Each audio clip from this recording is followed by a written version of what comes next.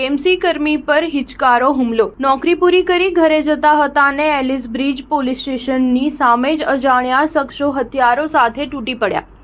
લોહીલુહાણ હાલતમાં હોસ્પિટલ ખસેડાયા।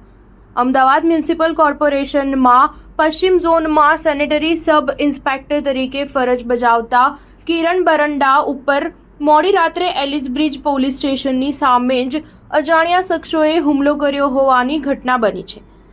કિરણ બરંડા પોતાની નોકરી પૂરી કરી ઘર તરફ જતા હતા ત્યારે રાત્રે 10 વાગ્યાની આસપાસ પોલીસ સ્ટેશનની સામે જ 2 થી 3 વાહનો ઉપર અજાણ્યા શખ્સો આવ્યા હતા।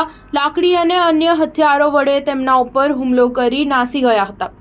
ગંભીર રીતે ઇજાગ્રસ્ત કિરણભાઈને તાત્કાલિક સારવાર અર્થે એસવીપી હોસ્પિટલમાં દાખલ કરવામાં આવ્યા હતા।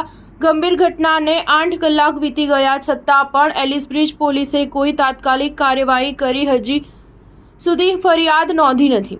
સેનેટરી ઇન્સ્પેક્ટર કિરણ બરંડા પોતાની નોકરી પૂરી કરી ઘરે જતા હતા ત્યારે એલિસ બ્રિજ પોલીસ સ્ટેશનની સામે જ અજાણ્યા શખ્સોએ તેમના ઉપર હથિયારો વડે હુમલો કર્યો હતો।